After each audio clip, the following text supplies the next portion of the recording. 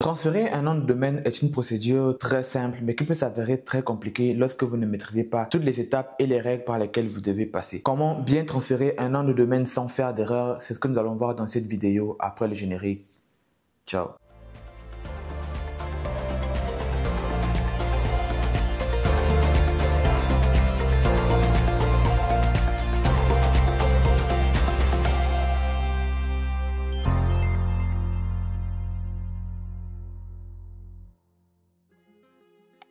What's up, c'est votre boy Willy de Madrid, j'espère que vous allez bien parce que moi je vais super bien et si ça ne va pas, t'inquiète, ça va aller. Lorsque vous décidez de transférer un nom de domaine, il y a toujours deux cas de figure. Vous êtes en même temps le propriétaire du nom de domaine et le destinataire ou alors le destinataire est une autre personne. Mais dans les deux cas, le transfert se fait toujours d'un registrar à un autre. Pour ceux qui ne le savent pas, un registrar c'est une plateforme qui permet de vérifier, d'acheter, de transférer et de configurer un nom de domaine. Si vous voulez en savoir plus sur les registrars et les noms de domaine, je vous conseille fortement de regarder cette vidéo. Que vous soyez dans le cas de figure numéro 1 ou numéro 2, le transfert d'un nom de domaine peut être dû au fait que vous voulez changer de registrar pour une raison de prix, de qualité de service ou encore dans une situation de vente. Peu importe la raison, vous devez toujours suivre et respecter les règles qui sont émises par l'ICANN. l'ICANN met ici pour Internet Corporation for Assigned Name and Number, qui est l'organisation qui assure la gestion et la coordination d'Internet. Ces étapes sont applicables à n'importe quel domaine et la première étape c'est de vérifier l'éligibilité au transfert de votre nom de domaine. Votre nom de domaine doit avoir été enregistré depuis plus de 60 jours et ne pas être bloqué. Si la date d'enregistrement de votre nom de domaine est inférieure à 60 jours, votre nom de domaine est intransférable. Si la date d'enregistrement de votre nom de domaine est supérieure à 60 jours, vous devez désactiver la protection de transfert avant de débuter votre procédure. La deuxième étape, c'est de demander le code EPP, mis pour Extensible Provisioning Protocol, encore appelé code d'autorisation ou Authentication Code. C'est une clé de sécurité unique associée à votre nom de domaine. Il agit comme une mesure de protection pour éviter que des transferts non autorisés soient effectués par des tiers pour des extensions de noms de domaine génériques comme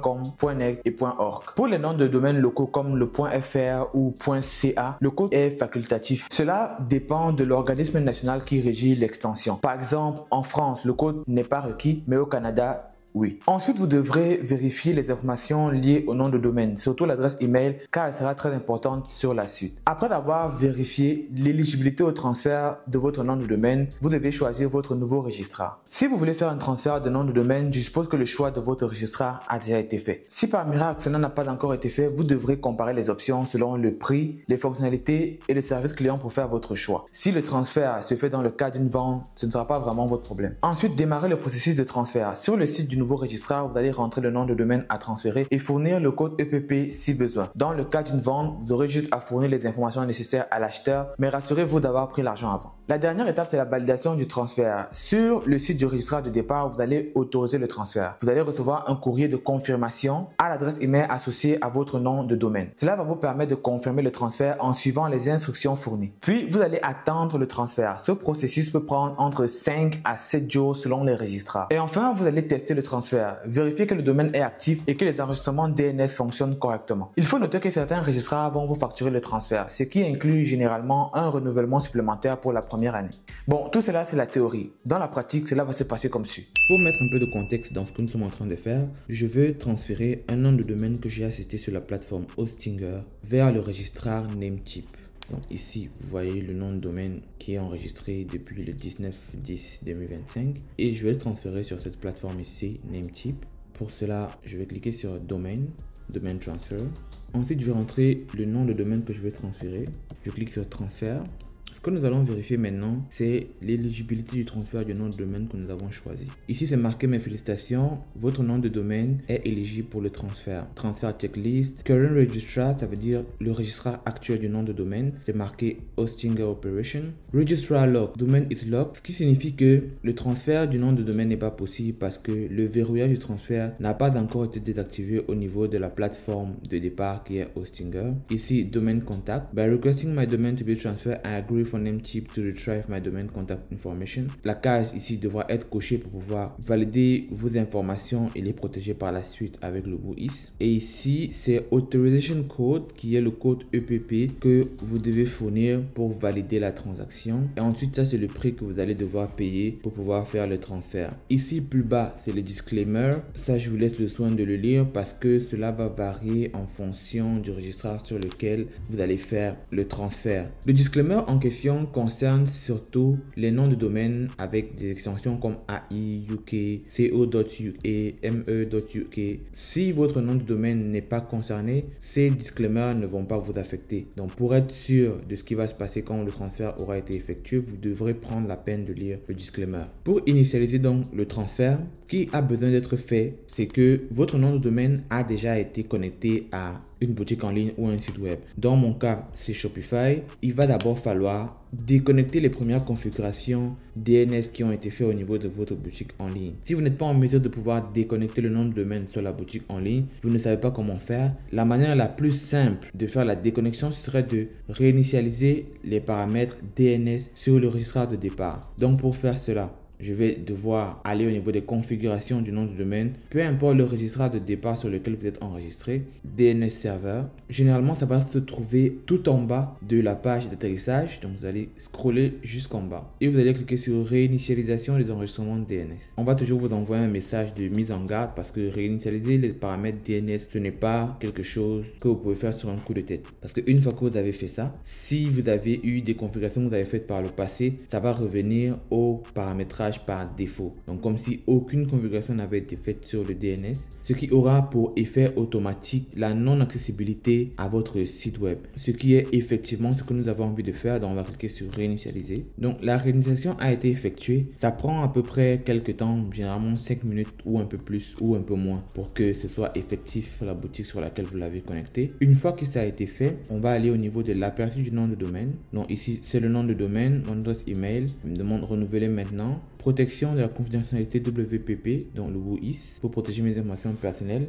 Verrouillage du transfert. C'est la première chose que je vais devoir désactiver. Ils me mettent en garde pour me faire comprendre que si je désactive cela, toute personne ayant mes informations personnelles aura la possibilité de faire le transfert de mon nom de domaine. Parce que c'est quelque chose d'assez délicat. Imaginez par exemple Google ou YouTube. S'ils désactivent la protection du nom de domaine sur leur registraire, leur nom de domaine pourra être transféré ou alors possédé par une autre personne. Dans notre cas, nous on veut le faire. On clique sur désactiver. Verrouillage du transfert désactivé avec succès. Ensuite, on va récupérer le code d'autorisation, le code EPP. On va le copier. On va donc aller au niveau du registraire sur lequel le transfert doit être fait, qui est Namecheap, donc domaine transfert. On va rentrer le nom de domaine. Donc tout à l'heure ici au niveau de Registrar Locked, c'était marqué Domain Locked. On a désactivé la protection contre le transfert, donc là c'est maintenant marqué Unlock. Donc on va ici accepter et on va coller le code d'autorisation.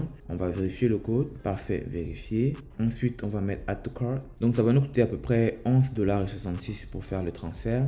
Pour les personnes qui vont utiliser Namecheap pour la première fois, dans la description de cette vidéo, si vous cliquez sur le lien de Namecheap, pour la première utilisation, vous aurez un code promo qui va vous être offert et le code promo, vous pouvez le rentrer ici, qui va vous donner à peu près entre 30 et 50% de rabais sur le prix de votre commande. Ici en bas, ce sont les autres fonctionnalités qu'on vous propose, donc vous n'avez pas besoin d'accepter cela, excepté adresse email, donc 2 mois gratuits. Vous pouvez prendre l'essai gratuit, mais ça se renouvelle à 41,88 par année. Donc, vous pouvez prendre l'essai gratuit, utiliser pendant les 2 mois et désactiver le renouvellement automatique. Je le prends aussi. Et une fois que j'ai fait le review de ma commande, je vais cliquer sur Confirm Order. Donc, ce pourquoi je vais payer, c'est 1 année pour le nom de domaine que je transfère, les frais de l'ICANN, email professionnel 2 mois gratuit. Ensuite, ce sera renouvelé. Ici, ce sont les détails de l'adresse email, les coordonnées qui seront sur le reçu. Ici, Renewal Setting, donc le domaine sera renouvelé pour 1 an. La protection WHOIS sera renouvelée à vie. Et pour l'email professionnel que je vais devoir créer, il n'y aura pas de renouvellement automatique. Save the configuration above to my default payment setting. Non, je ne veux pas ça. Ensuite, je vais donc rentrer mes informations de paiement. Après avoir rentré vos informations de paiement, cliquez sur continuer. Vous allez recevoir une confirmation de commande qui va vous être envoyée à l'email associé à votre compte. Maintenant, si vous venez au niveau de domaine et que vous regardez la liste de vos domaines, peu importe votre registrar, vous allez vous rendre compte qu'il n'y a pas encore le nom de domaine que vous avez transféré. C'est pour une simple raison, c'est que cela prend quand même du temps avant que le transfert soit fait de la première plateforme à la deuxième plateforme. Une fois que ça a été fait, vous allez devoir faire les vérifications sur ce nom de domaine. Premièrement, est-ce que le renouvellement automatique du nom de domaine est activé? Non, ça a été décoché, donc vous n'allez pas être facturé sur le premier registrar pour ces frais. Ensuite, l'adresse email. Si vous avez souscrit pour une adresse email, vérifiez que le renouvellement automatique de cette adresse email a été désactivé parce que vous pouvez toujours utiliser l'adresse email même si le nom de domaine a été transféré, mais l'adresse email n'est pas transférable. Donc tout ce que vous allez vous assurer de vérifier, c'est le fait que après les mois ou alors l'année pour laquelle vous avez payé, que le renouvellement automatique ne se fasse pas. Sinon, vous allez devoir payer pour cette adresse email et vous ne saurez pas à quel niveau vous êtes débité. Une fois que vos vérifications sont faites, le transfert peut être considéré comme étant terminé.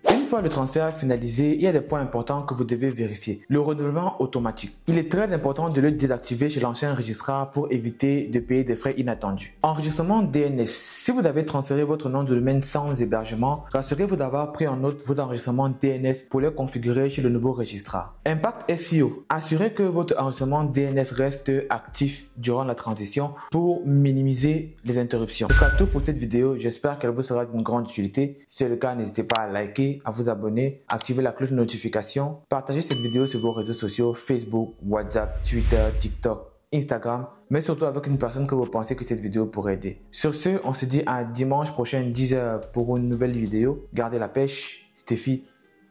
Ciao. Mesdames et messieurs, je vous dis à bientôt.